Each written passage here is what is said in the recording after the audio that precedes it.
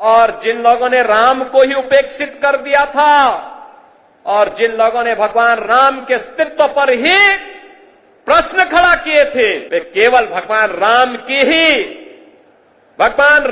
ही अस्तित्व पर प्रश्न नहीं खड़ा कर रहे थे, वे सनातन धर्म के अस्तित्व पर प्रश्न खड़ा करते थे।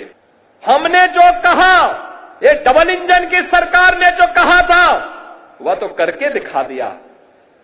अब अयोध्या की बारी है। अयोध्या को फिर से अपने आप को साबित करने की बारी है। और याद रखना, ये मां सीता की अग्नि परीक्षा बार बार नहीं होनी चाहिए। हमें इस अभिशाप से निकलना ही होगा।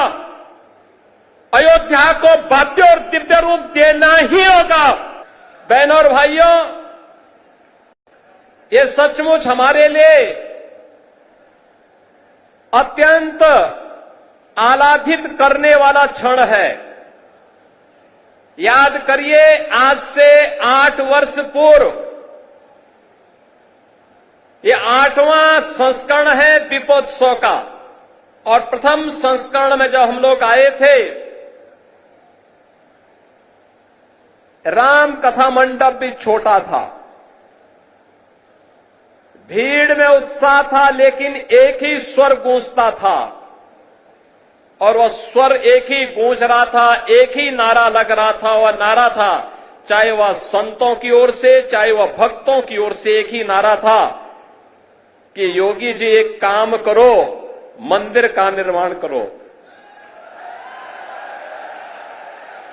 एक ही स्वर गूंज रहा था। और मैंने उनको उस समय कहा था, विश्वास करिए, ये जो दीप आपके द्वारा जलाए जाएंगे केवल दीप नहीं है, ये सनातन धर्म का विश्वास है। प्रभु राम की कृपा अवश्य बरसेगी। 500 वर्षों के बाद वे अपने धराधाम पर अपने काज को प्रारंभ करने के लिए अवश्य कृपा बरसाएंगे। आप कार्य करिए, कृपा भगवान की अपने आप बरसने वाली है। और हम सब आभारी हैं प्रधानमंत्री मोदी जी के। जिस अयोध्या में 2017 के पहले बिजली नहीं मिलती थी, यहां की सड़कों की स्थिति, यहां के घाटों की स्थिति, यहां के मठ और मंदिरों की स्थिति, और जिन लोगों ने राम को ही उपेक्षित कर दिया था और जिन लोगों ने भगवान राम के अस्तित्व पर ही प्रश्न खड़ा किए थे, वे केवल भगवान राम के ही अस्तित्व पर प्रश्न नहीं खड़ा कर रहे थे, वे सनातन धर्म के अस्तित्व पर प्रश्न खड़ा करते थे। वे आपके अस्तित्व पर खड़ा करते थे प्रश्न, वे आपकी विरासत पर प्रश्न खड़ा करते थे। लेकिन कितना सदा सहता है हमारी, सदा सहता ही समझो, लेकिन आपकी सदा सहता विरोधी को कायरता नजर नहीं आनी चाहिए। और इसीलिए मैं कहने के लिए आया हूं आपसे आज, आपने 2017 के बाद जो भी कहा वह अयोध्या के अंदर हो करके रहा है। हम लोगों ने कहा था कि आपने कहा था, 17 में कहा था, इसी मंच पर उस समय कहा था, पूज्य संतों की उपस्थिति में कहा था कि योगी जी एक काम करो, मंदिर का निर्माण करो। बहनों और भाइयों, मंदिर का निर्माण तो हो गया है, रामलला भी विराजमान हो गए। आज हमारा अयोध्या धाम जो भी आता है, मैंने 22 जनवरी को दृश्य देखा है, 23 जनवरी को मैंने वह दृश्य देखा है, जब देश भर से आए हुए श्रद्धालु अयोध्या में भगवान राम के मंदिर का दर्शन करते थे। उनके आंखों में खुशी के आंसू थे।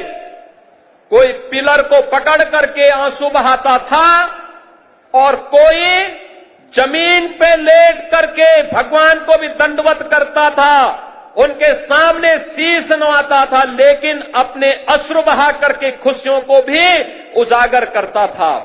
बहनों और भाइयों, वह सभी दृश्य मैंने अपनी आंखों के सामने अयोध्या के अंदर देखे हैं।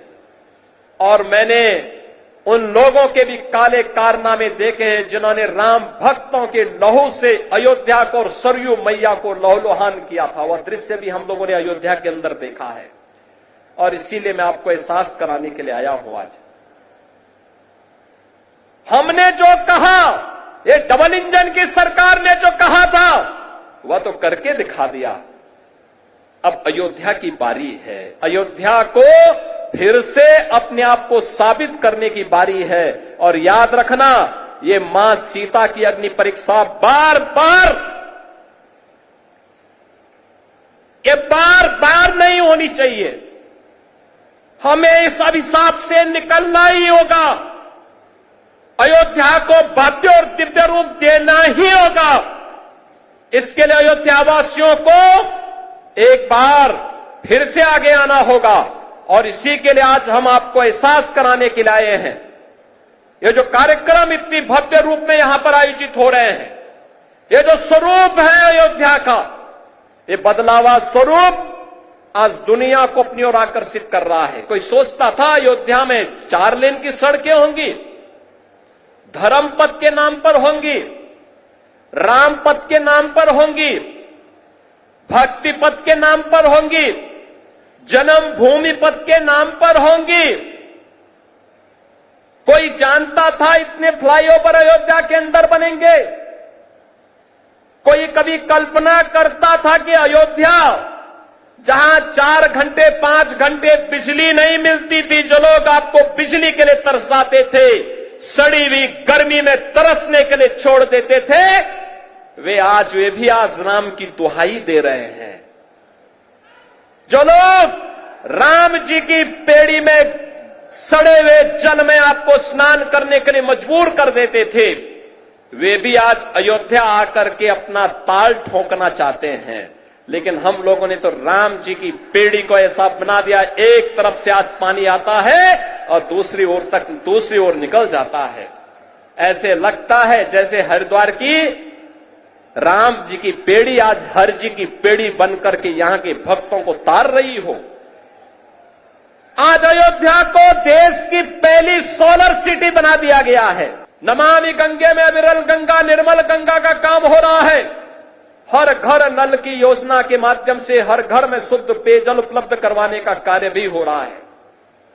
बहनों और भाइयों, स्वास्थ्य के लिए, शिक्षा के लिए, विकास के लिए, रोजगार के लिए और सुरक्षा के लिए तो कहना ही क्या है। बड़े बड़े गुंडे और दुर्दांत माफियाओं के ऊपर जब बजरंग बली की गदा चलती है ना, तो वे भी वैसे ही तड़पते हैं जैसे खर और दूषण तड़पते हुए मारे गए थे। और इसलिए बहनों और भाइयों, हम सबका संकल्प होना चाहिए। ये शुरुआत है, शुरुआत, और इस शुरुआत को मंजिल तक पहुंचाना है। मंजिल का लक्ष्य प्रधानमंत्री मोदी जी ने आप सबके सामने दिया है और मंजिल का लक्ष्य है 2047 में जब देश अपनी आजादी का शताब्दी महोत्सव मनाए, तब कैसा भारत हो। जैसे अयोध्या है ऐसे ही काशी में भी दिखना चाहिए, ऐसे ही मथुरा में भी दिखना चाहिए। बोले वृंदावन बिहारी लाल की। और ऐसे ही काशी में भी हो, हर हर महादेव के गुंजायमान से काशी बाबा विश्वनाथ धाम भी गूंजना चाहिए। जिस दीपोत्सव के कार्यक्रम को दुनिया की सदी की सबसे बड़ी महामारी कोरोना नहीं रोक पाई, इस बार कैसे होगा? प्रभु ने अपनी लीला दिखाई, इस बार भी हम सब यहां पर उपस्थित हो गए।